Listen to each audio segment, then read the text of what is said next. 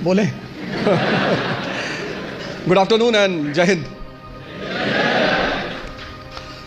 तैयारी में क्या करना है, प्रीलिम्स में क्या करना है, मेंस में क्या करना है, वो रामेश्वर बहुत अच्छे से बताएंगे। उस तरफ से गुजरे हैं तो ये उस पर बात करें। हम जिन मुद्दों पे आज बात करेंगे उसमें यह है कि जब आप कोई काम शुरू करते हैं तो पहले दौर में वो असंभव सा लगता है, इम्पॉसिबल। कोई भी काम, यहां पे जितने लोग बैठे हैं सब साइकिल चलाना जानते होंगे, अब तो सब जानते होंगे। अब क्या लगता है कि साइकिल चलाना कितना आसान है, लेकिन जब सीखना शुरू किया होगा तब कितने दिन लगे होंगे साइकिल लेके सिर्फ दौड़ने में। अब तो जो साइकिल सीखते हैं वो तो बड़ा बेहुदा तरीका साइकिल सीखने का। अब तो दो पहिए बैलेंस करने के लिए लगा देते, वो बहुत गंदा तरीका है। उस तरीके से लोग मार नहीं खाते, वो गंदा इसीलिए है, उस तरीके से कोई मार ही नहीं खाता। हम तो मार गए हैं, साइकिल लेके गए, गिर गए, हैंडल टेढ़ी हो गई, चैन टूट गई, उसके बाद घर पे कायदे की धुलाई भी हुई, तो दोनों पैरेलल ही चलता था। और 1980s में साइकिल होना ही बड़ी बात थी। आज तो बड़ी हिकारत भरी नजर से साइकिल को देखा जाता है, लेकिन 1980 में साइकिल होना बहुत बड़ी बात। और साइकिल कोई देना नहीं चाहता था, उसका एक ही तरीका होता था कि आप लेकर भागो, बस आप वेट करो। जैसे कहते हैं ना गुरिल्ला वॉर, कि पिताजी आए, साइकिल खड़ी की और गलती से अगर उन्होंने चाबी नहीं निकाली तो आपका काम हो गया। तो 10 दिन 15 दिन तो इसमें लगता था बैलेंस करने में। कितना असंभव लगता था साइकिल सीखना, और आज मजाक लगता है। अभी मेरी रामेश्वर से बात हो रही थी, मैंने कहा एक दिन में दुनिया बदल गई। बोले हाँ। लोग बदल गए? हाँ। मैंने कैसा लगता रहा होगा जब तुम पहली बार आए होगे आईएएस की प्रिपरेशन करने? बोले असंभव सा लगता था। अब बोले अब मजाक सा लगता है। आज ये जहां बैठे वहां आईएएस मजाक है, और आप जहां बैठे हो वहां आईएएस असंभव है। तो ये असंभव मजाक में कन्वर्ट कैसे होता है?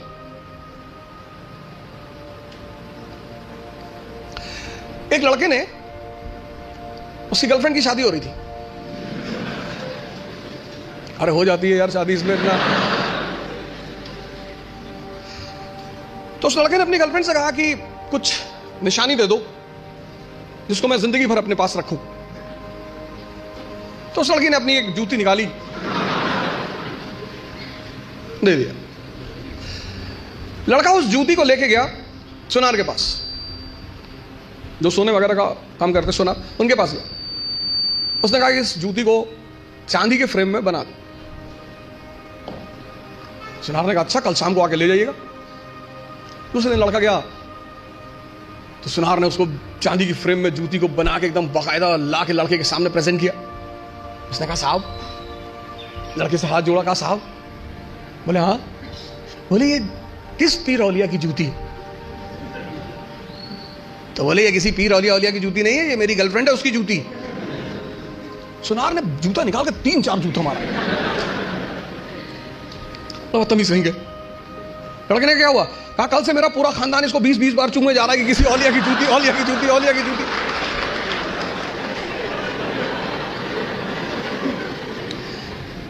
सर ये हंसने की बात नहीं है, ये समझने की बात है। बिना समझे किसी फील्ड में नहीं कूदना है।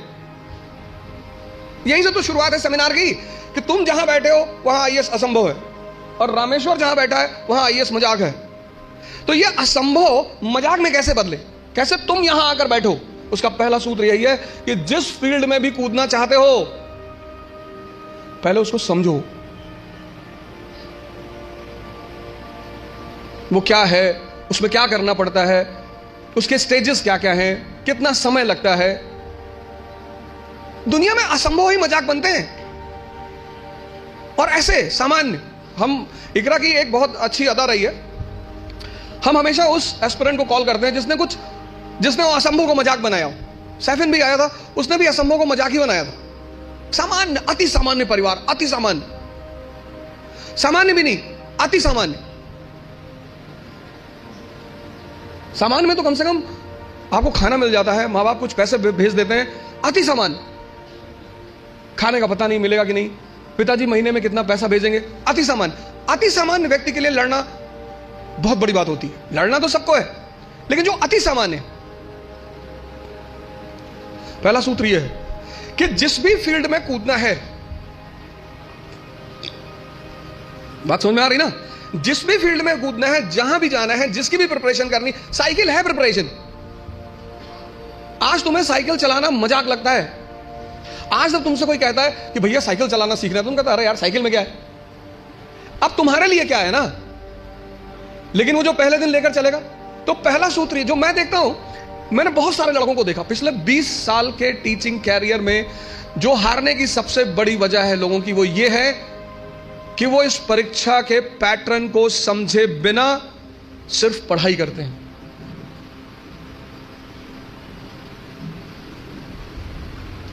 और हर चीज का एक तरीका है, और हर जगह कोई गुरु है।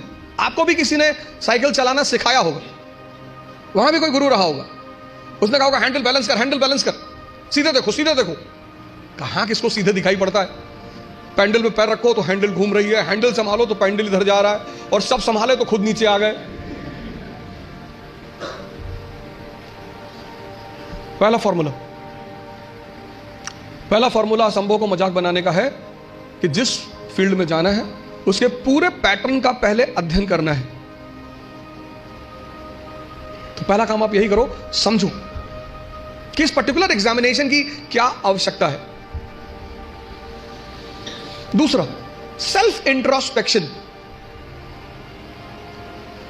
आपकी क्षमता कितनी, आपकी ताकत कितनी, कम है बढ़ा लो। भाई पहले दिन जॉगिंग करने जाओगे तो 20 किलोमीटर करोगे, और 20 किलोमीटर कर लिए तो शाम को आईसीयू में मिलोगे। जब भी हम कोई काम शुरू करते हैं तो हमारा मन बड़ा एक्साइटमेंट में रहता है। जैसे बड़ी छोटा सा एग्जांपल है, जब हम स्कूल में थे और क्लास चेंज होती थी, ये 3rd से 4th में गए, तो जब 4th क्लास की किताबें आती थी नई नई, उस दिन पढ़ने का बड़ा मन करता था। फिर 10 दिन बाद जब वो किताबें पुरानी हो जाती थी तो वही किताबें देखने का मन नहीं करता। ये मन का नेचर है, एक्साइटमेंट। नहीं बाइक घर में आई, खूब चलाए 3-4 दिन, बाद में देखने का मन ही नहीं किया। अपनी ताकत, क्षमता सबकी बराबर है, कोई कम यूज करता है, कोई ज्यादा यूज करता है। मेहनत करने से, सिर्फ पढ़ने से कुछ नहीं होता। अगर मेहनत करने से सब कुछ होता तो सबसे ज्यादा फायदा होता मजदूरों का।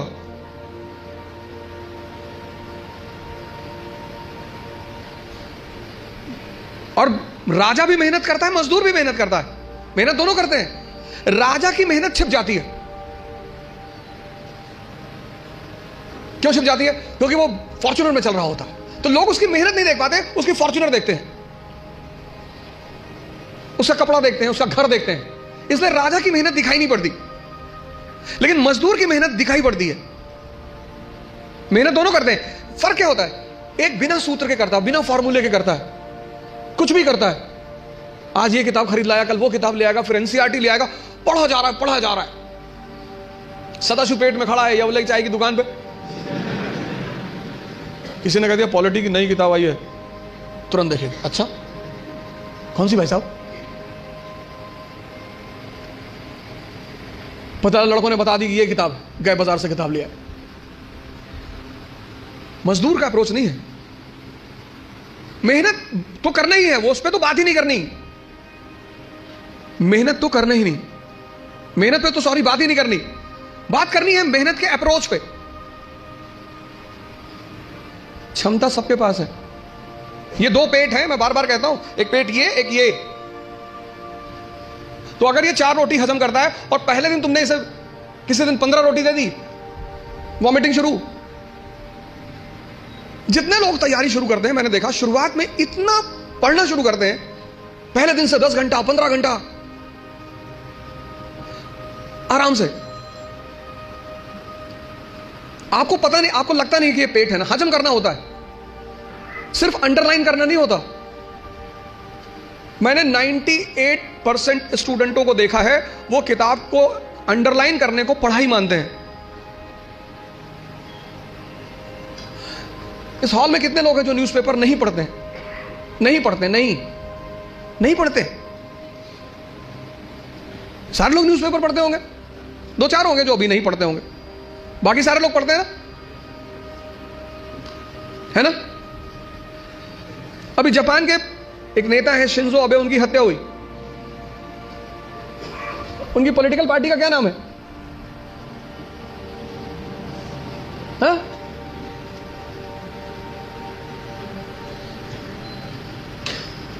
किसी को नहीं पता? अरे भैया, हफ्ते भर पहले की घटना है, पता ही नहीं। और अंडरलाइन किए होगे।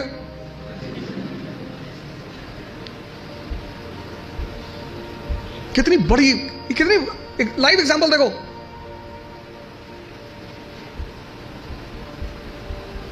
अपना स्व मूल्यांकन करना बहुत बड़ी बात होती है, सेल्फ इंट्रोस्पेक्शन।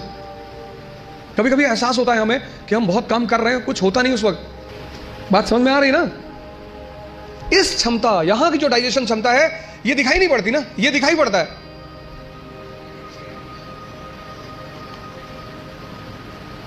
ये पेट दिखाई पड़ता है, ये पेट दिखाई नहीं पड़ता। अब ये क्षमता विकसित, स्ट्रॉन्ग कैसे होगी? बड़ा प्यारा फॉर्मूला, सेकंड फॉर्मूला। क्षमता बढ़ानी है मन की हजम करने की, बहुत प्यारा, जो कि फिर 98% लोग नहीं करते। तुम बिना सोचे पढ़ सकते हो, तुम बिना सोचे पढ़ सकते हो, बिना सोचे लिख नहीं सकते। एक फॉर्मूला है 20 पेजेस पर डे। आप लिखिए। आप किसी भी कोचिंग जाते हैं, कहीं भी जाते हैं, कोई टॉपिक खत्म होता है, उस टॉपिक को आप कम से कम 5 बार लिखिए। आप पढ़ने की आदत छोड़िए, लिखना शुरू करिए।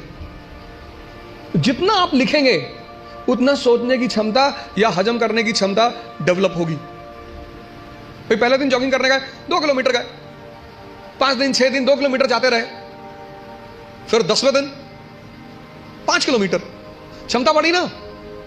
एक दिन में नहीं बढ़ेगी। यह दूसरा फॉर्मूला है। अपनी इंटरनल क्षमता को बढ़ाओ।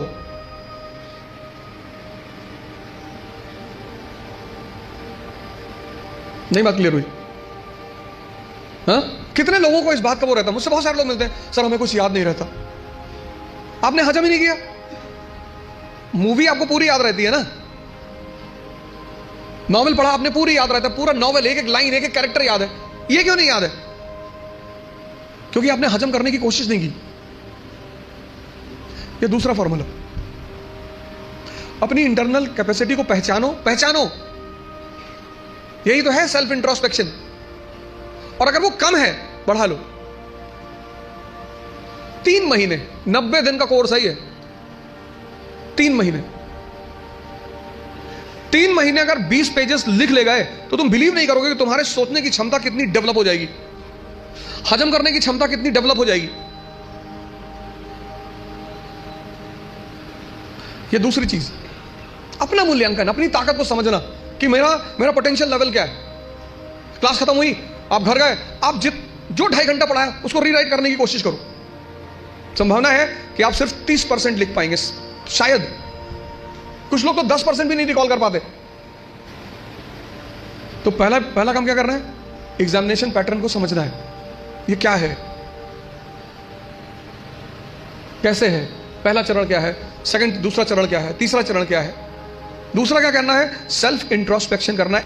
सेल्फ इंट्रोस्पेक्शन करो। दूसरा काम, अपनी क्षमता को पहचानो। अगर कम है, अगर तुम 2 किलोमीटर सिर्फ वॉक कर सकते हो एक दिन में, कोई बात नहीं, उसको 25-30 किलोमीटर तक पहुंचाओ। इन सब लोगों ने यही किया, अपनी क्षमता को पहचाना, सेल्फ इंट्रोस्पेक्ट किया, उसमें को बढ़ाया। हम जब तैयारी करने आए थे, हमको कुछ नहीं आता था।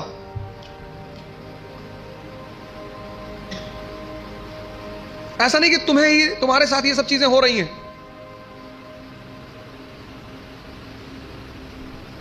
तो पहली बात,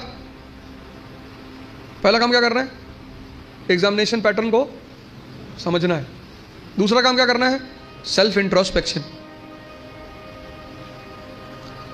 तीसरी बात, कहावत है हिंदी में, लकीर के फकीर। पहले उनको एक ट्रैक पे रख दो, वो उस ट्रैक से कभी हटेंगे ही नहीं। उतना ही करेंगे जितना बताया जाएगा। उतना ही बोलेंगे जितना कहा जाएगा।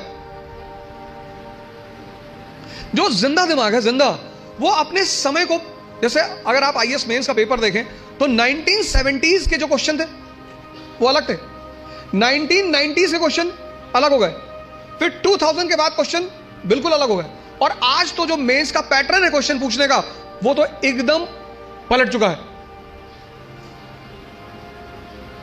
अमेरिका का एक विद्वान था थॉमस जेफरसन, उसने कहा किसी भी संविधान को सिर्फ 19 साल चलना चाहिए। थॉमस जेफरसन, जब अमेरिका में संविधान लिखा जाने लगा तो उसने कहा किसी भी संविधान को सिर्फ 19 साल बस, क्योंकि 19 साल बाद बहुत सी चीजें बदल चुकी होंगी, तो जब चीजें बदल जाएंगी तो फिर संविधान लिखा जाएगा बदली हुई परिस्थिति के हिसाब से।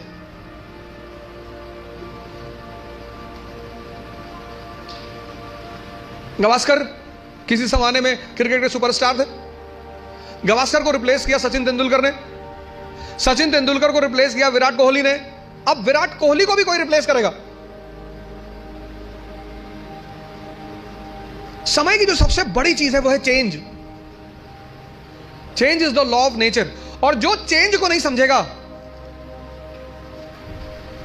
सिर्फ पढ़ाई करने का मतलब ये नहीं होता कि आप रट लो किसी चीज को। तीसरी सबसे बड़ी चीज ये है कि तुम्हारी जो समय है, सिचुएशन, परिस्थिति, इकोनॉमी, सोसाइटी, पॉलिटी, और सब इंटरकनेक्टेड है। स्कूल में हम क्या करते हैं, सबको सेग्रीगेट करके पढ़ते हैं अलग अलग, लेकिन सिविल सर्विस में सब एक दूसरे से जुड़े हुए हैं।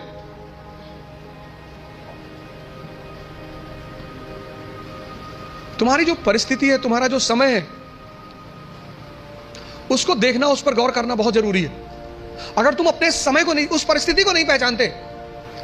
17 का क्वेश्चन पेपर अलग था क्योंकि तब इकोनॉमी और सोसाइटी अलग थी, 80s का क्वेश्चन पेपर अलग था क्योंकि तब इकोनॉमी और सोसाइटी अलग थी, 91 के बाद तो ड्रास्टिक चेंज आया, एलपीजी, तुरंत यू टर्न मारा एग्जामिनेशन पेपर ने, और अब एकदम अलग परिस्थिति दुनिया में चल रही, पूरी दुनिया में, कहीं एक जगह नहीं चल रही है, पूरी दुनिया में।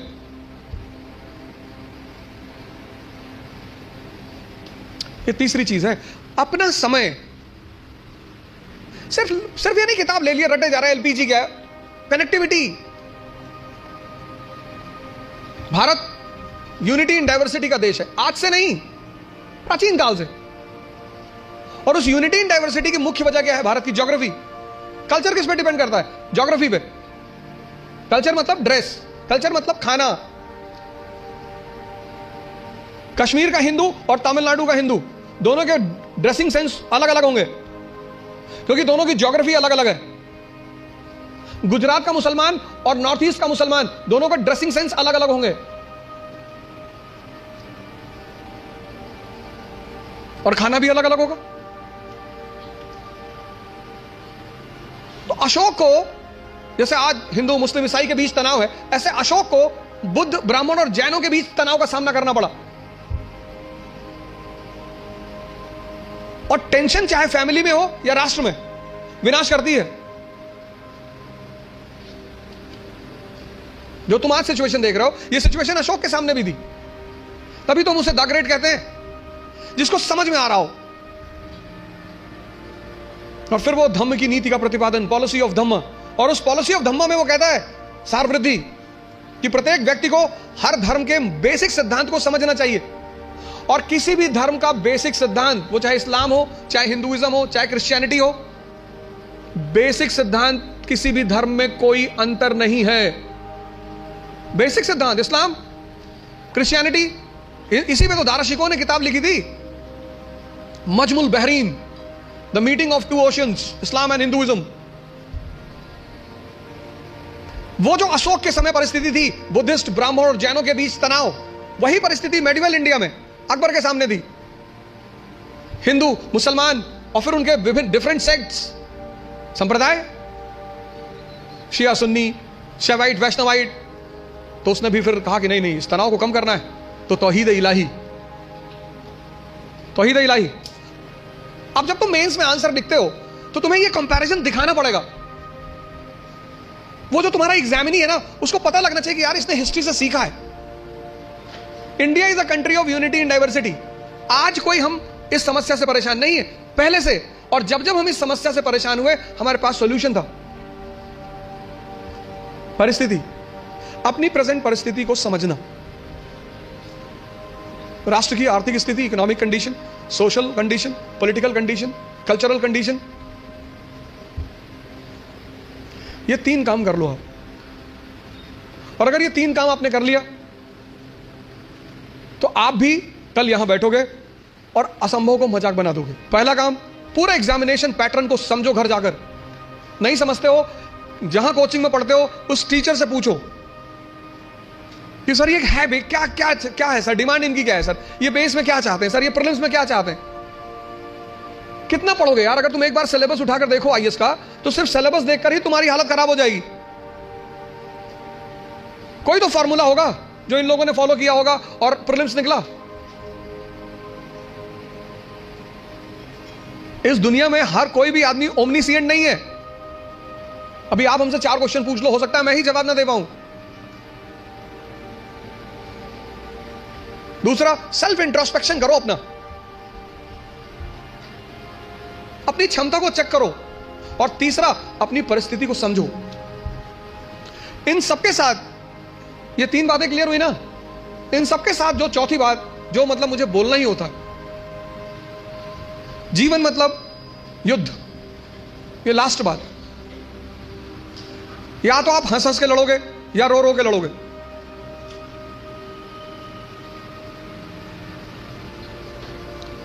जीवन मतलब युद्ध। 2 लोगों के जीवन में कोई लड़ाई नहीं है। एक चपरासी के जीवन में, चपरासी, कुछ लोग मुझसे कहते हैं मुझे चैलेंजेस नहीं चाहिए लाइफ में। बहुत अच्छा, चपरासी बन जाओ। चपरासी का काम क्या है? साहब के ऑफिस के बाहर बैठा हुआ है, जो भी मिलने आया मीटिंग करा दी, वरना बैठे हुए, क्या फर्क पड़ता है। और वो भी चपरासी अगर ब्यूरोक्रेसी का है, जुडिशरी का है। भाई राजा से मिलने के लिए जो सबसे अहम आदमी होता है वो यही लोग होते हैं, यही इंफॉर्मेशन देते हैं। साहब कितने बजे आते हैं, साहब कितने बजे आते हैं, कहां जाते हैं, गोल्फ खेलने कहां जाते हैं।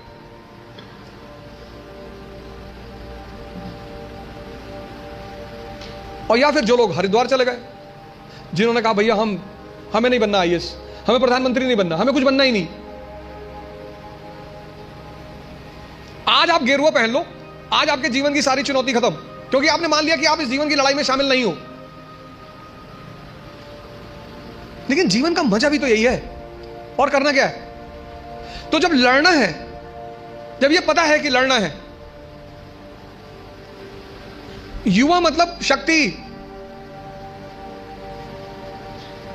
भारत आज एक दुनिया का ऐसा देश है जिसके पास सबसे ज्यादा युवा हैं। और भारत आज दुनिया का एक ऐसा देश है जिसके युवा सबसे ज्यादा डिप्रेशन में हैं। और जीवन की लड़ाई में 2 ताकतें बहुत काम आएंगी, एक मन की और एक शरीर की। तुम जब भी ऊपर उठोगे तो ये ग्रेविटी तुम्हें नीचे खींचेगी ना, ऐसा समाज की ग्रेविटी है। हम जब आईएएस की तैयारी करने गए तो हमारे गांव में हर आदमी, मतलब एक साहब तो हंसना शुरू किया उन्होंने, और हंसते हंसते गिर गए वो। उन्होंने हमसे पूछा दिल्ली क्यों जा रहे हो? अब मेरा दिमाग खराब था, मैंने कह दिया मैं आईएएस की तैयारी। बोले आईएएस? फिर वो हंसने लगे और हंसते हंसते वो गिर गए। और उस हंसी का इतना रोल रहा मेरे जीवन में, मतलब उस हंसी ने मुझे एकदम मजबूत कर दिया था कि अब आईएएस ही बनना है। उस दिन मुझे एहसास हुआ कि महाभारत क्यों हुई।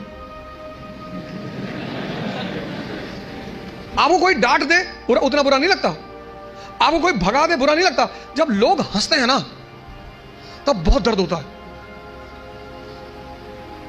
लेकिन मेरे पिताजी ने मुझसे कहा कि आईएएस प्रधानमंत्री बनने वाले आदमी। अरे मैंने कहा यार क्यों चढ़ा रहे हो फालतू में। भगवान के आशीर्वाद से आज भी हमारे साथ हैं। और मैं अगर उनसे कोई भी बात कहता हूं तो तुम्हारे लिए तो कल ही कर लोगे।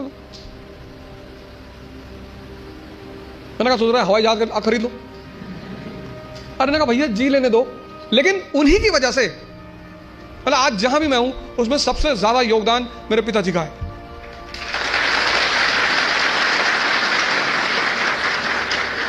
और वो योगदान क्या है सबसे ज्यादा बड़ा? उन्होंने मुझे कभी निराश नहीं किया। हमेशा हर चीज में, अरे तुमसे क्यों नहीं होगा, तुम ही करो, तो मैं सब लोगों से यहां रिक्वेस्ट करूंगा कि आप योग और ध्यान से जरूर जुड़ें। ध्यान किसी धर्म का नहीं है, उस ध्यान पर किसी धर्म विशेष की मोनोपोली नहीं है। ध्यान का सीधा सा मतलब है अपने मन को समझना। आप में से बहुत सारे लोग हैं जो 10 घंटा पढ़ना चाहते हैं, लेकिन ये पढ़ने ही नहीं देता होगा। तुम्हारी जीत किस पर निर्भर करती है? अगर इससे तुम्हारी दोस्ती हो गई और तुम जो करना चाहते हो उसमें ये तुम्हें सपोर्ट करने लगा, या तुम उठे सुबह, तुमने डिसाइड किया कि आज मैं 4 घंटे पढ़ूंगा, और तुम्हारा मन तुम्हारे साथ बैठ गया और 8 घंटे बीत गए, तुम्हें पता ही नहीं चला, वही तो ब्लेसिंग है। और तुमने टारगेट बनाया कि 6 घंटे पढ़ूंगा, और 60 मिनट बाद तुम चाय पी रहे हो, बाहर खड़े हो गए। और चाय पी रहे हो तो बुरा नहीं कर रहे हो, चलो अच्छा कर रहे हो। तुम्हारा जो डिस्कशन है, तुम जब भी लोगों से बात करो, तुम ये गौर करो कि किस मुद्दे पे कर रहे हो। सुष्मिता सेन शादी कर रही है,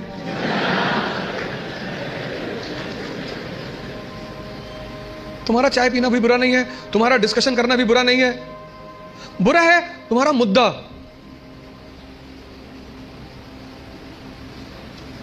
चलो बाहर निकल ही आए, बात कर रहे हो, कोई बात नहीं, तो किसी ऐसे मुद्दे को उठाओ जिससे, और डिबेट का मतलब झगड़ा नहीं, डिबेट का मतलब एक्सचेंज ऑफ इंफॉर्मेशन। पूरी जिंदगी तुम ये कभी नहीं कह पाओगे कि अब मुझे सब कुछ आता है, और जिस दिन तुमने ये कह दिया, किसी मेंटल हॉस्पिटल जरूर चले जाना।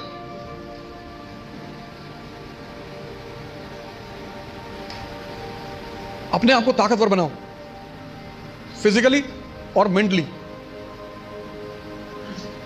क्योंकि यही ताकत तुम्हारा उत्साह बनेगी। मुझसे लोग पूछते हैं उत्साह कहां से आता है? शक्ति से। ये जो एंथुजियाज्म है, ये जो कॉन्फिडेंस है, ये ताकत का खेल है।